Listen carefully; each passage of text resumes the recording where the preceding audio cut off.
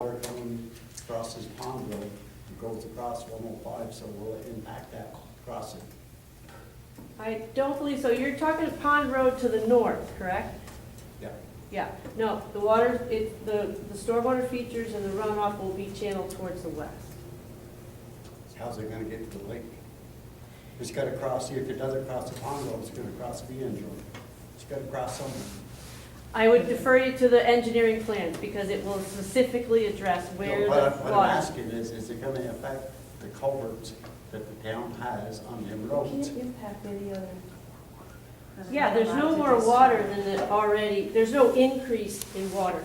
That there's nothing to stop it to clear 35 acres. That's what all the stormwater treatment features are for, is to slow that down and give it a chance. So the stormwater features are like, well, a stormwater pond, right, for, just for one.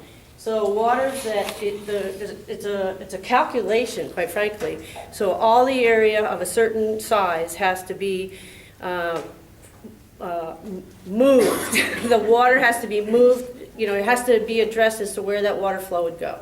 So then there's a structure designed to meet the capacity that's calculated to fall in this area. It will move to this feature. And then that feature is set up so that, you know what a stormwater pond looks like? It'll have a flow structure, it'll have a, okay. So it'll be designed to slow that down and let it either drain back into the groundwater, but there's no increase in water capacity here. Okay? Is that- It's called level spreaders, Martha. there's some level spreaders and there's some regular other ponds. There's a combination. Another criteria in 248 is to address natural resources we can intervene or impact criteria as well. Good. Any other questions? We're going to go to around the board, make sure that they're satisfied here. Take public comment briefly then. Any other questions, comments? I know it was mentioned that we had heard of this project. We asked a lot of questions at that time, about a year ago, and I think it's important for the committee to review all of the testimony and the filings before the Public Service Board to verify that our questions were answered by that. And then we'll have an opportunity in future meetings, once the clock starts ticking on this, to see if there are additional questions prompted by the testimony that we see in that. So I can try to do a review of the application against the questions we asked, and I can provide that maybe at our next meeting. Okay. Could you provide the date of that meeting so that we can look up the minutes? It was in September. We were September, yeah. September. We received it August with I issued a letter on the 18th, so within that week, I'm not sure. I'd have to go back and look at the calendar. 2015, correct. Yeah, we sent around a copy of the letter. Mr. Chairman, I Yes. do want to say, we appreciated your letter, actually, and so, for example, I know specifically, one of the items that you folks recommended was addressing shadow flicker, and so we actually we've had a shadow flicker analysis run and supplied that, and I compliment you, committee, in that came directly from your request. Yeah. Just one more quick economic thing. Do you have any idea what the increase of the price of kilowatts hour this will do for Green Mountain Power, and what it'll do for the co-op, and what it might do for Swan Electric? I know it's going to increase it. If you sell to VEPI, we have to buy it above the wholesale price, and we have I to don't buy know that answer. and we have to buy a certain percentage based on how many meters we have. I don't have that answer. I don't have that answer. That would be really good. You're asking how much would Swanton? So we can add that. Yeah, We'll add that. that would be great, thank you. But I just want I to make the agree. point that it will increase, it will not decrease your electric bill. You have one more? I checked with the dealer to make sure this was an appropriate question to be asked. You said you were going to increase the the deer yard and make it better suitable for the wildlife that are there. Who's gonna oversee that in 5 to 10 years? Just conservation easement itself, who has the conservation easement? Who's actually gonna go up there and make sure that that can be? The state, the Agency of Natural Resources, the conservation easement will be deeded to an entity identified by the Agency of Natural Resources. And they will make sure that it's Yeah, stays where it's supposed to be. Yeah. Increase the way it's supposed to. That's Not right. gonna be like Act 250, when you give an Act 250% where you're gonna have this done and they never come back. I can't say what the state's gonna do. I'm just curious if somebody actually looks it over you. Yeah, there's annual inspections for stormwater, okay? That'll be done every year, and that's done on other projects. There's annual inspections done on, well, there's monitoring studies that are done for several years on different criteria, wildlife, and just drawing a blank here, but they will all be, that'll all be part of the 248 process, and some have been recommended or proposed. The project has proposed either similar to what's been done at other projects or more. So it will be all part of the review process. And Bob, you had a question? Yeah, related to the regional impact piece, the portion I had gone through and not as much detail as I need to yet is the Queechee analysis. The report, it said that there were within a 10-mile radius, 67 resources of significance, 17 which had potential visibility of the project, and only 4 are considered sensitive. The 4 that are considered sensitive is Woods Island, Fairfield Swamp, Lake Champlain, and Chester Arthur Road. And yet, when I go and look at the pictures from the view from the Fairfield Pond Beach, for me as a somewhat uneducated viewer, just trying to look and see, is the view different before and after? The 7 towers in that after picture to me stand out quite a bit, so I'm kind of surprised that the Fairfield Pond Beach is not considered a potential impact from a view shed standpoint. So I'd like to understand what's considered, how they really determine what a normal person would consider a change in view shed. So is that something you want to add to our I questions? think that's something we ought to add to the questions. So the entirety of the Queechee criteria would be appropriate for intervention purposes. Yep.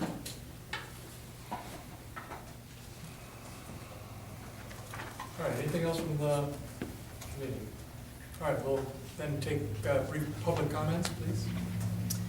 Hi, I'm Sally Colopy from Fairfield. Pardon me? Or questions. Oh, and I'm one of those folks that live on Fairfield Pond. First of all, when Martha stated, there will be no additional stormwater runoff impacts, I spent 26 years working in the transportation field, and a general rule of thumb is that if you were going to put in a development with 2 houses on a 10% slope, you had to have a shared driveway because the stormwater runoff impact, is so great. So you're building highway industrial-sized roads on top of a hill.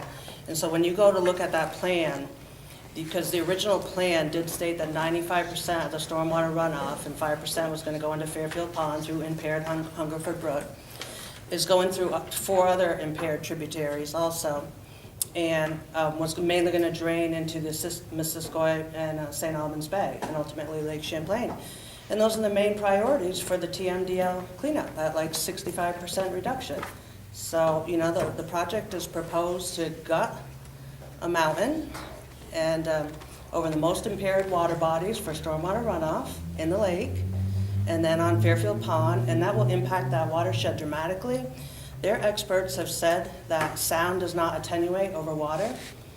And so, you can say, like for me, I'm 1.8 miles away, but I'm a mile of water, so I'm like 0.8 miles away. And with prevailing southwest winds, just over open water and downhill, so our lives will be ruined, along with many other people who will be. The Fairfield Pond, beautiful, amazing, migratory, recreational area will never ever be the same. And as far as annual inspections for stormwater, if you are familiar with Lowell, the firm that was hired to do that has never done those. It's out and open in the news right now. There's investigations going on as to what penalties, if anything, will happen. And then we've gone up to Georgia Mountain before an open house. We went up privately. The ditches, you couldn't even tell where there were ditches. You couldn't tell where there were culverts. It looked like they hadn't been cleaned in years. We brought it up. Martha saw us looking at them. And the open house, they were completely cleared and beautiful. And then I would like to know also about the power and if Vermont is going to be forced to use the PURPA agreement. I think that's something that should be checked into as an intervener from the economic standpoint of electricity that we don't need. Thank you. So there were several Sorry. issues there. No, we appreciate those. We are capturing all of those, and we appreciate your bringing those up. Thank you. The committee shares in some the same interests. Any other? Yes, sir. Dustin Lang, Swanton. I don't know if it was Dory or Martha mentioned in the 32-acre conserved deer yard mitigation area that there would be nothing done. I believe it's Adam Gravel's pre-filed testimony talks about potential sugaring and logging in this area. I'll refer you to the deer yard mitigation plan, and I'm sorry if there was confusion about what I said. There are areas within the conservation 32 acres that will not be managed, and then I think that I said that there were other areas that were going to be managed to enhance the habitat, and so there will be some cutting that happens in there, but it'll be with a wildlife focus. It won't be for a sugaring focus or for a logging, purpose. So I refer you to the mitigation plan if you want the specific details of what happens. There are at least four zones of that have been identified within the conservation area for different treatments. I don't understand how sugaring would help a deer yard. I'm saying it doesn't. It's not. I'm saying it's not being managed for sugaring. Sugaring would be possible in this area, according to Adam Gravel. Adam Gravel is, first of all, Adam Gravel is an avian and bat expert, and he wouldn't be commenting on. He It would have did. been. He did. It's in his testimony. If you have the paperwork, we can give you the page. So we'll make a note of that. Thank you. Question. Also, I'd like to mention about Lowell, the level spreaders are the minimum runoff protection that you can have. And the state of Vermont allowed Green Mountain Power at Lowell to experiment with these level spreaders. They were supposed to study them, report back on how they were working. Could you look in to see if that report has been filed with the state and how the level spreaders are performing? They never did it. I think you'll find that they never did it. Thank you. Thank you. Yes, ma'am. Christine Lang, Swanton. I guess my comment, I didn't see anything commented about the wildlife and the amount of bald eagles, golden eagles, and the amount of geese that go right over that ridge every day right now. I mean, the geese are just, you can hear them multiple times during the day. 5-minute and the intervals. night. They're just going over that ridge. And, the eagle, I know that geese are not protected at all, but I think we all care about the geese. And I didn't see really anything mentioned about the bats, up there. And the comment that there's not much wildlife up there kind of threw me because I live right there. And there is a ton of wildlife up there. There are deer, there are bobcats, there are turkeys, there's, it's full of wildlife up there. We have some game cameras on our property, and, you get pictures of everything up there. Have you seen the reports that were referred to in the presentation tonight? I've looked through some of it. And, I've seen where they saw the eagles, the bald eagles and the golden eagle. I think they studied for 10 days and they saw 10 or 12 of them, so it's pretty much a daily basis. Is there anything you might want to address there with that comment?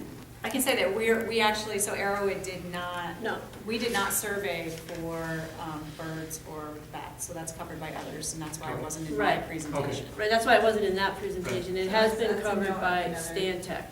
No, Yeah. and another question we'll ask. Right, Yeah. okay, great. So we will ensure that we,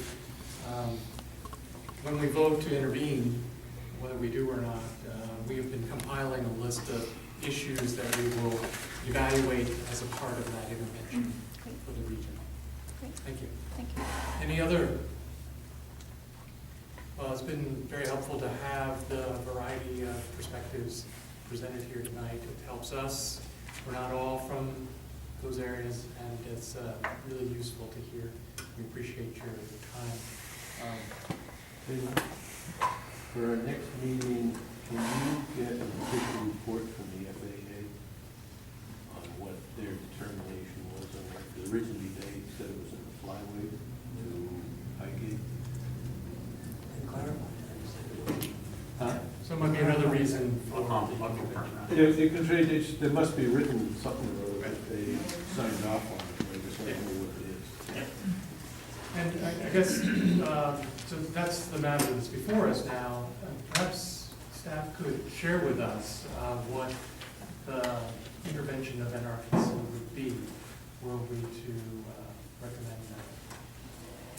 Yeah, I can look quickly just here at the criteria in 248. The first criteria is orderly development region. So that's recommendations of the Regional Planning Commission and measures in the regional plan. We always intervene underneath that criteria, so I'd recommend that. We also typically intervene under, for lack of a better term, the natural resources criteria that take into account many of the Act 250 criteria. So I'd recommend that as well. But from your comments, if you'd like to do that. I'm hearing we want to intervene underneath the economic benefit criteria of the state and its residents. So we can go ahead and do that.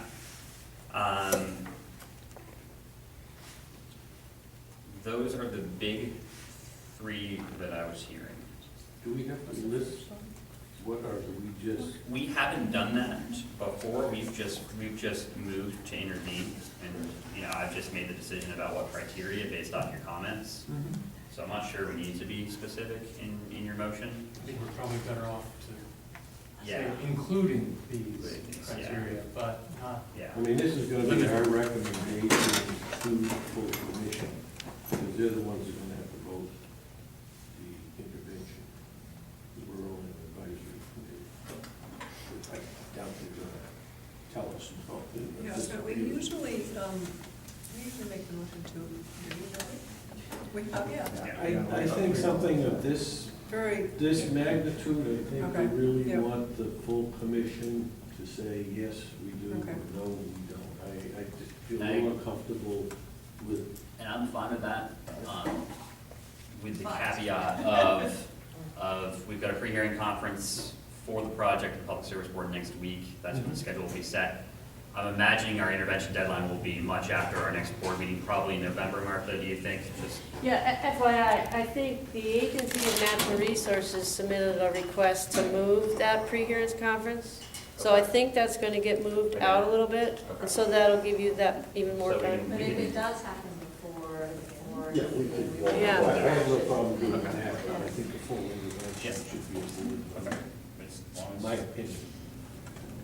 But I think the point is being made that we may need to make a vote here tonight that could stand on its own. Right. If an intervention decision Right. needs to be made before the Right. full commission.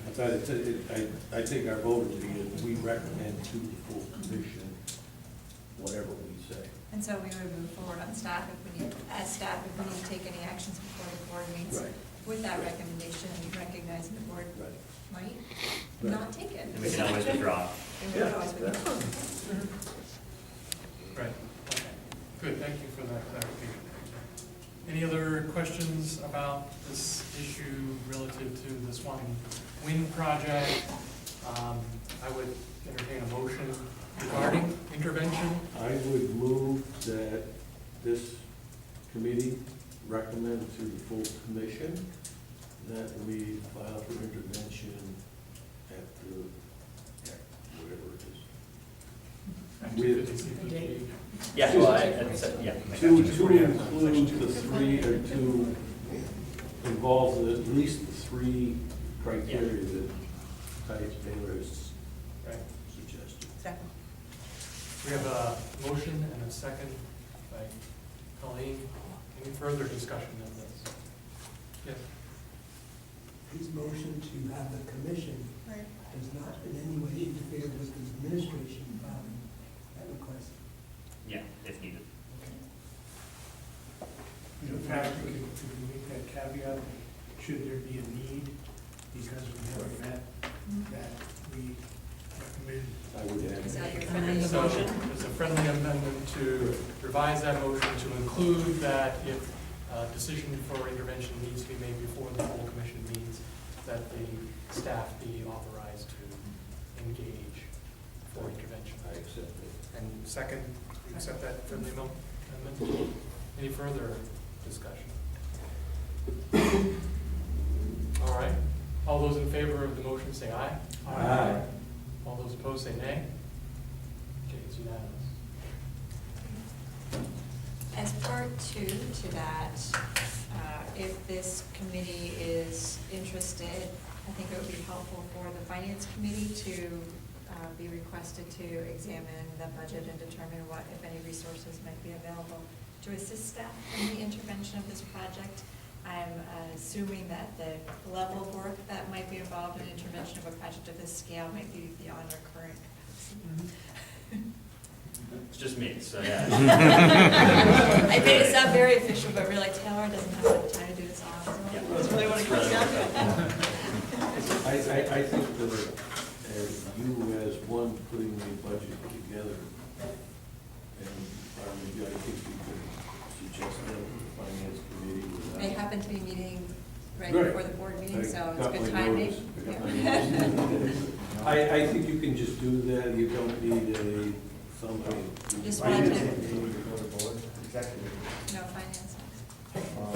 My thing says executive. Oh, it's, Oh, my letter, my email said finance. And I don't. so. I guess the question is, are we potentially looking for technical assistance for this, as opposed to just an extra on hand? We will potentially need technical assistance, we will potentially need legal assistance, and we will potentially just need an extra hand. So it's a mix. It all depends on how the project unfolds, to what level you determine you want to intervene and participate, and what questions you come up with. So, Are you going to? well, you have your treasurer here, so Yeah, are you? for this discussion. I will have an estimated range, I will have an estimated low and high. As a member of the finance committee, I would recommend we put that on the agenda. Meeting, maybe you want to start at 5 o'clock. By the way, my schedule does say finance for October.